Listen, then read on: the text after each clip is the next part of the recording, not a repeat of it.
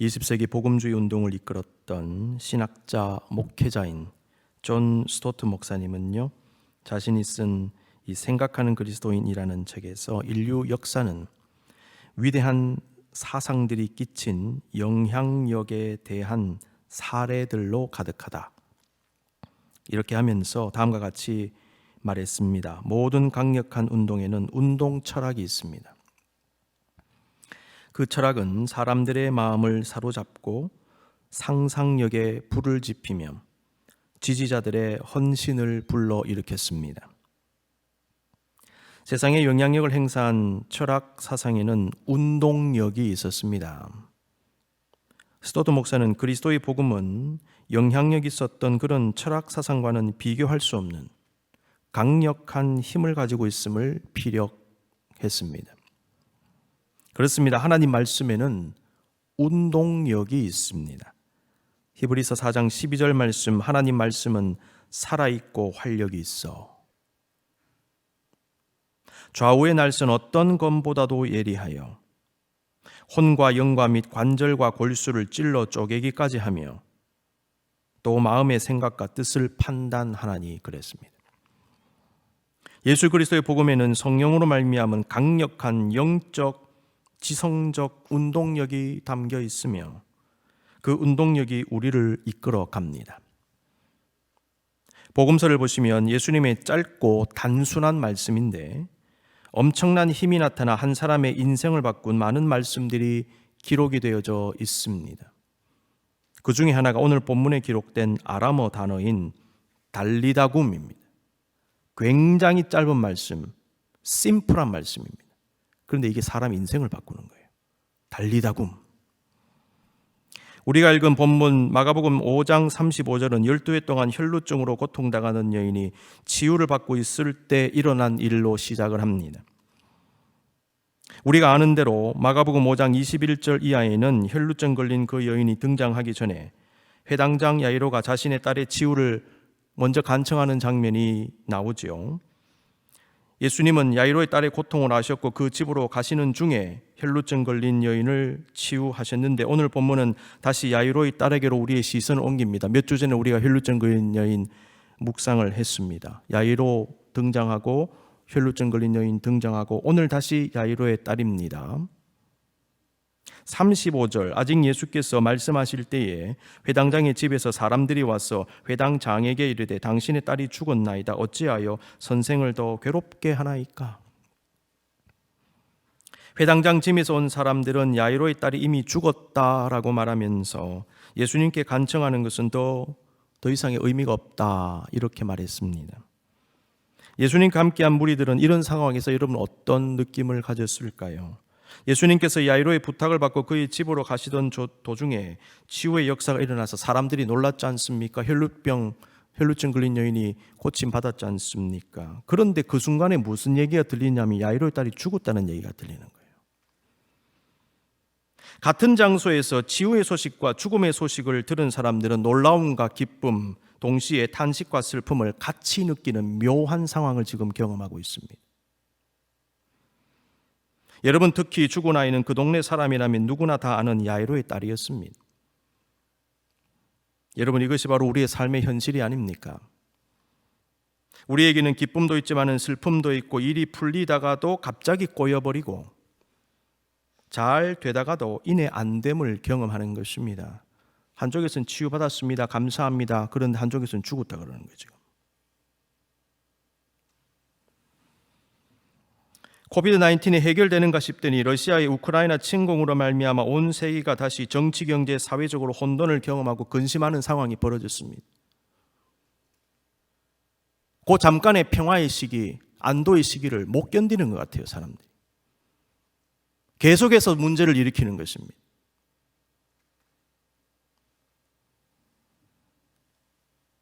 여러분, 그러나 우리는 전혀 당황할 필요가 없습니다. 왜냐하면 지금껏 세상은 이와 같이 진행되었습니다. 우리의 인생도 정도의 차이는 있지만은 이와 같을 것입니다. 우리가 주목할 부분은 바로 이러한 우리의 삶의 현장에서 말씀하시고 행하시는 예수 그리스도의 모습이라는 것이죠. 첫 번째로 모든 것이 끝났는 것 같은데도 끝나지 않았다라고 말씀하신 주님이십니다. 36절. 예수께서 그 하는 말을 곁에서 들으시고 회당장에게 이르시되 두려워하지 말고 믿기만 하라 하시고. 야이로는 회당장의 신분에도 불구하고 배에서 내리신 예수님의 발 앞에 엎드려 자신의 딸을 살려달라고 했습니다. 이것은 야이로의 믿음을 보여준다라고 말씀을 드렸습니다.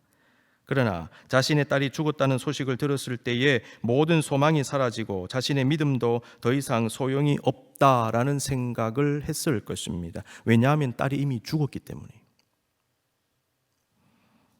야이로는 분명 예수님께서 낫게 해주신다는 믿음을 가지고 있었지만 이제는 그 믿음의 목표가 없어졌잖아요.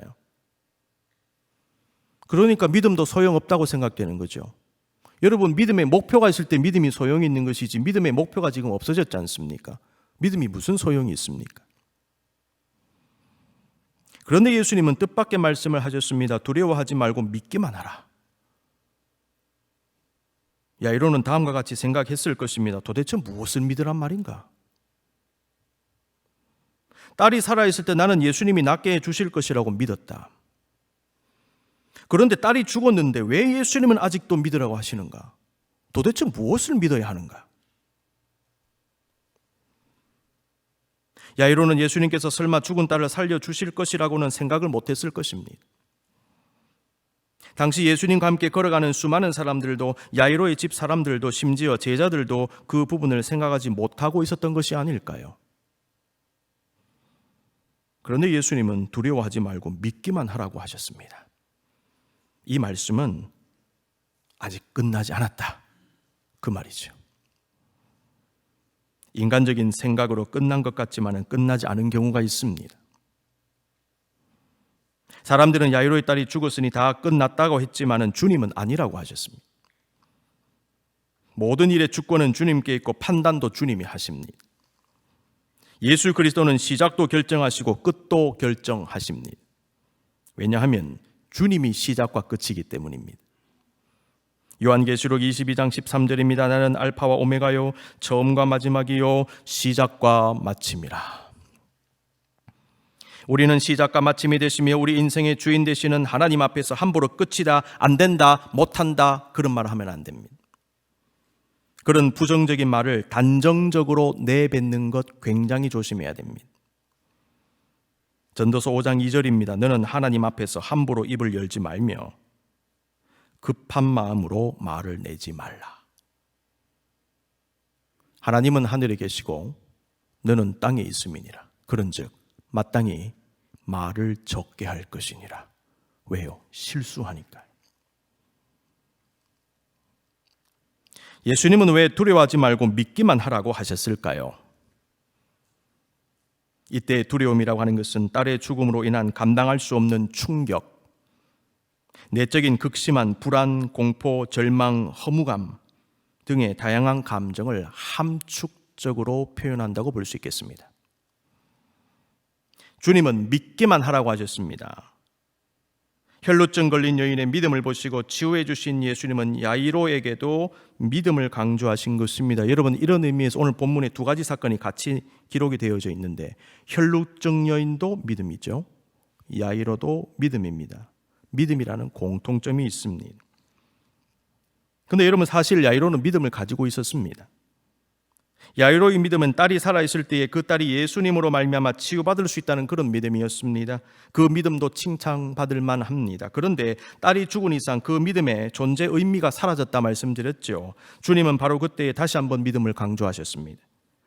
예수님께서 말씀하신 믿음은 치유에 대한 믿음을 넘어선 믿음인 것입니다. 죽은 자가 살아나는 것을 믿는 믿음입니다. 또 다른 차원의 믿음인 것입니다. 더 올라가는 믿음인 것입니다. 그 믿음은 예수님은 그리스도시요 생명의 주인이신 하나님임을 믿는 믿음입니다. 낮은 단계의 믿음에서 높은 단계의 믿음을 요구하셨습니다.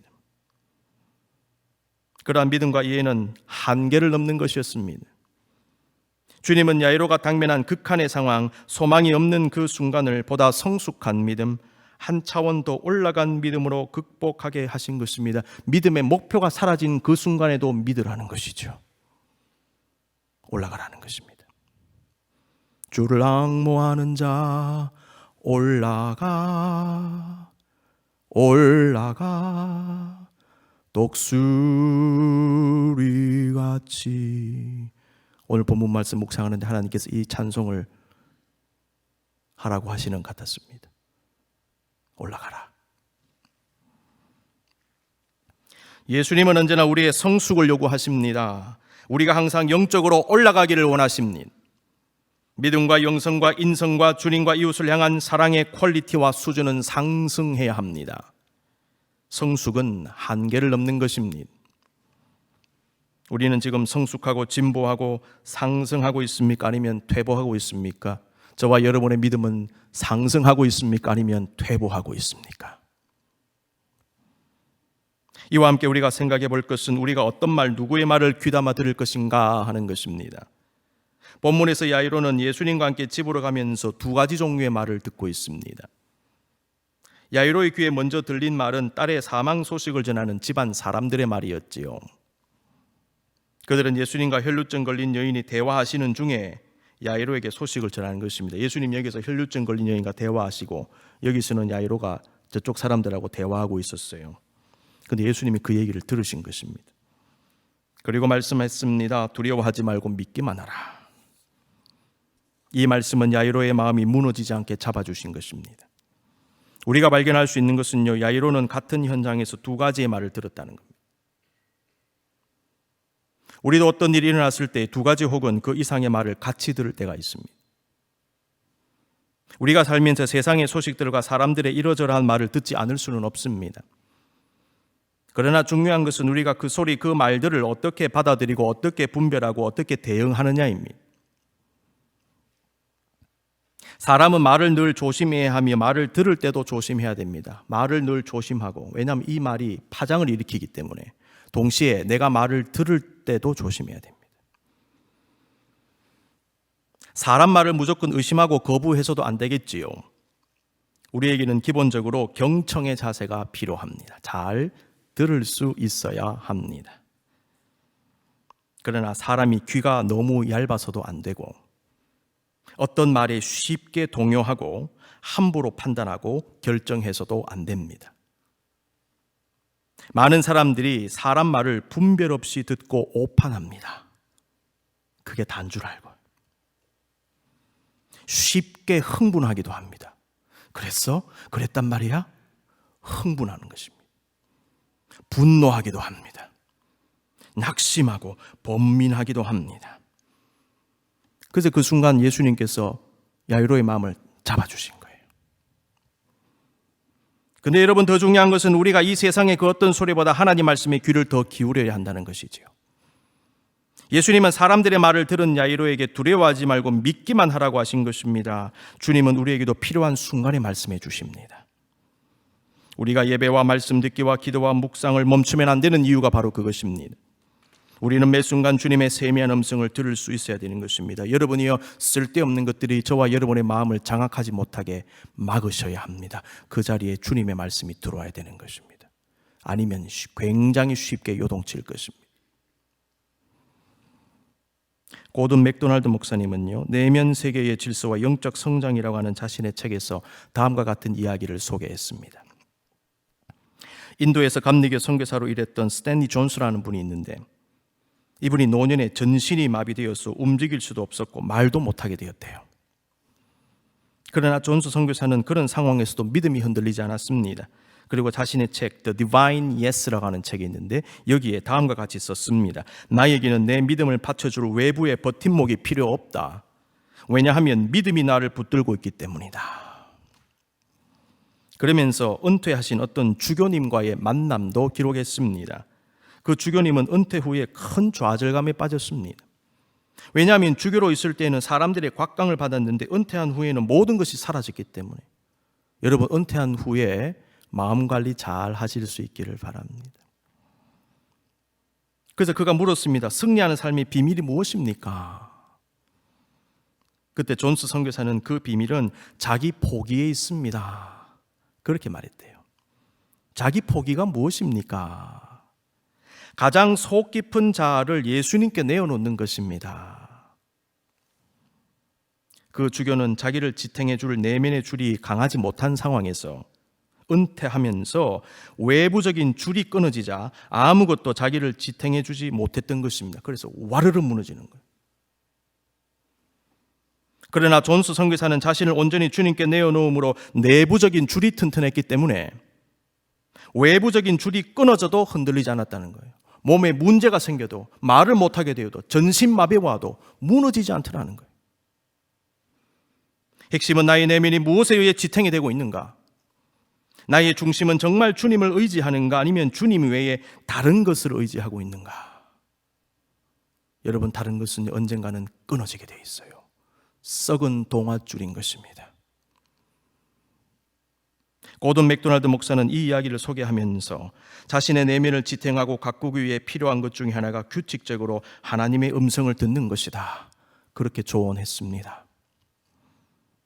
우리의 내면은 참된 믿음이라는 튼튼한 줄로 주님과 연결되어 있어야 합니다. 아울러 우리의 내면에 말씀하시는 주님의 음성을 늘 들을 수 있어야 합니다. 딸이 죽었다고 말한 사람들의 말에 흔들린 야이로에게 두려워하지 말고 믿기만 하라 고 말씀하신 주님 말씀은 믿음이라는 내면의 줄의 중요성, 그리고 내 안에서 말씀하시는 주님의 음성을 듣는 것이 얼마나 중요한 것인지를 깊이 깨닫게 합니다.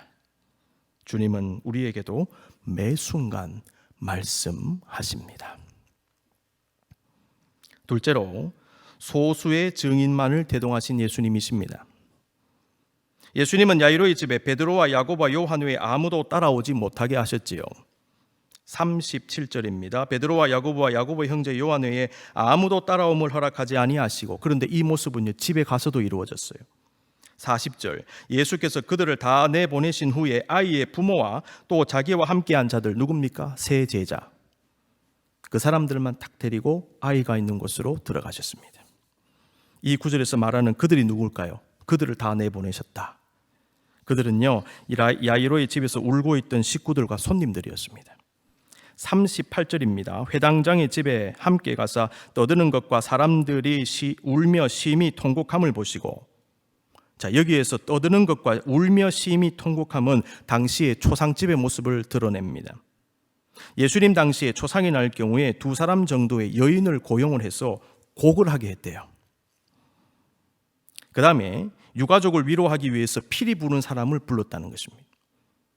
따라서 당시 야이로의 집의 장면을 떠올려 보시면 한쪽에서는 피리 불고 있고 그 피리에 맞춰서 곡을 하는 사람이 있고 가족들은 울고 있고, 아울러 문상온 많은 사람들이 울기도 하고 인사도 하고 여러 가지 대화를 나누고 있었다는 것입니다. 그래서 본문 38절에 보시면 떠드는 것이다 이렇게 번역하고 있습니다. 이 말을 원어로 보면은요, 야단법석 떠들썩함 소란의 의미입니다. 시끌벅적했다는 것입니다.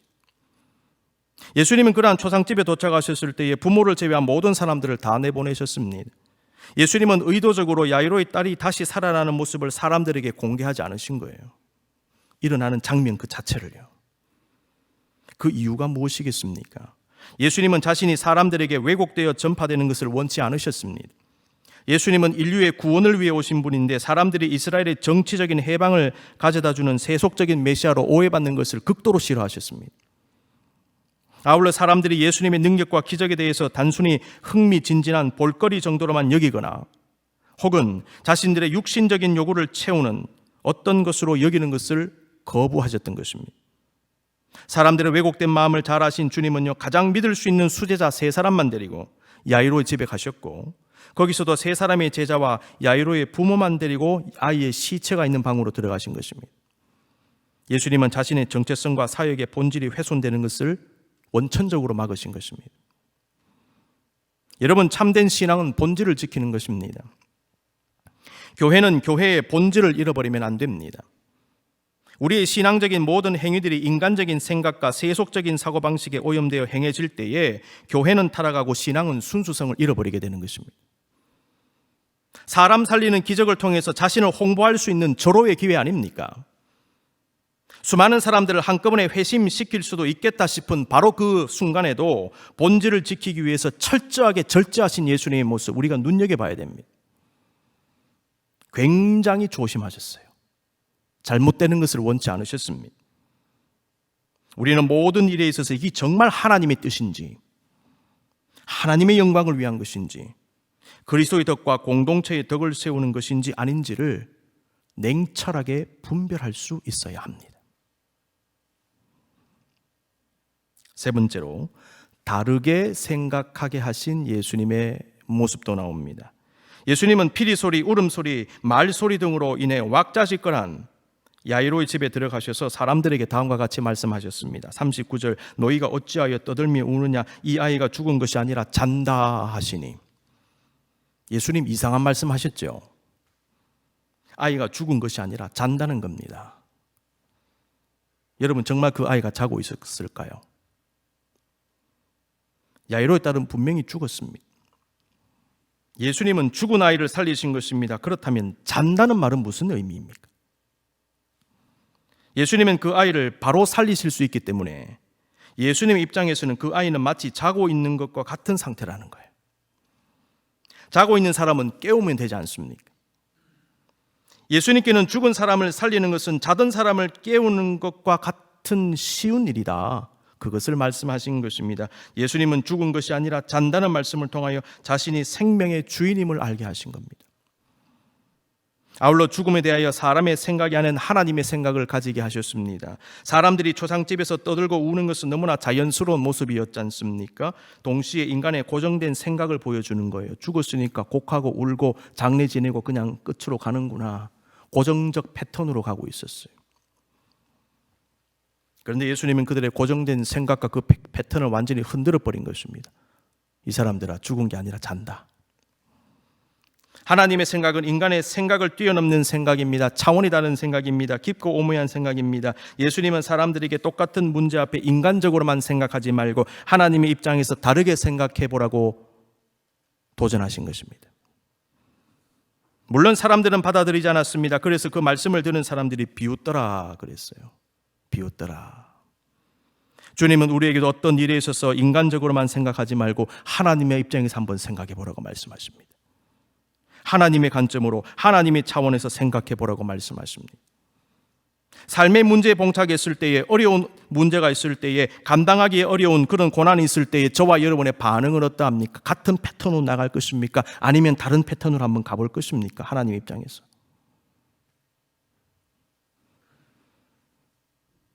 주님은 우리의 사고방식과 생각을 흔드십니다. 죽은 것이 아니라 잔다. 마지막 네 번째입니다. 달리다굼입니다. 예수님은 죽은 소녀를 살리셨지요. 41절, 그 아이의 손을 잡고 이르시되 달리다굼 하시니 번역하면 곧 내가 내게 말하노니 소녀야 일어나라 하심이라. 성서학자들에 따르면 손을 잡고라는 말의 원어를 문법적으로 한번 분석해 보니까 예수님께서 야이로의 딸의 손을 잡고 소녀야 일어나라 하신 다음에 소녀가 일어날 때까지 계속 잡고 있는 것을 묘사한 것이다. 그렇게 분석을 했어요. 한번 잡고 일어나라 이게 아니고 일어나라 하면서 일어날 때까지 잡고 계시는 거예요. 여러분, 손을 잡는 것은 예수님께서 소녀와 접촉했다는 것을 의미하지 않습니까? 혈루증 걸린 여인이 고침받은 것은 접촉하면 안 되는 여인이 죽을 힘을 다하여 예수님의 옷자락에 손을 대는 접촉을 함으로 일어난 것이다.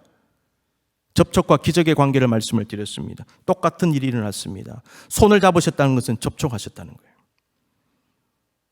혈루증 걸린 여인과 다른 점이 있습니다. 소녀는 이미 죽었기 때문에 자기가 손을 못 뻗습니다. 그래서 예수님이 손 뻗어 주신 것이고요. 혈루증 여인은 자기가 손 뻗어서 잡은 거예요. 차이점이 있죠. 믿음과 접촉은 공통점입니다. 다른 점은 예수님이 손을 뻗었다는 거예요. 여러분이 우리가 여기까지 올 수 있었던 것은 주님께서 손을 뻗어서 저와 여러분의 손을 잡아주셨기 때문입니다. 그거 죽는 순간까지 잊으시면 안 됩니다. 여러분의 기업에 손을 잡아주셨고요.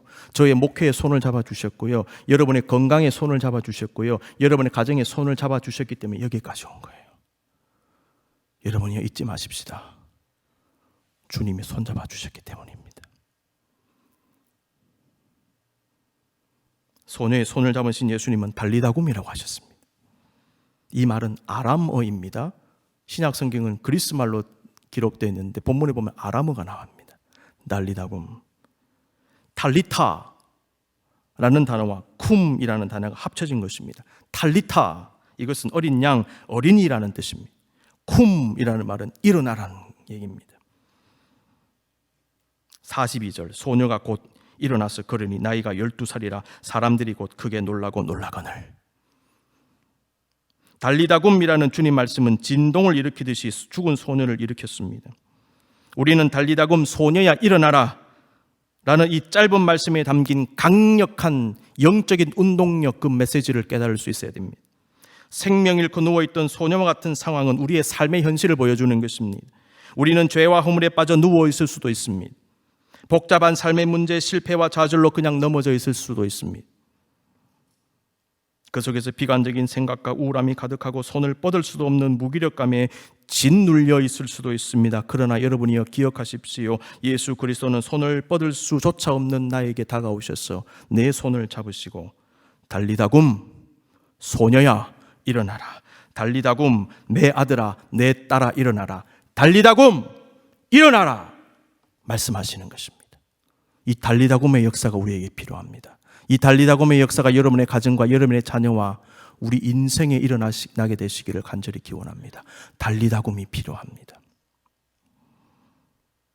프랑스와 페네롱이라고 하는 영성가가 쓴 그리스도인의 완전이라는 책의 어느 챕터를 보니까요, 이렇게 시작을 합니다. 슬픔에서 우리를 돕는 것, 하나님의 온전하신 눈길과 손길에 사로잡혀라.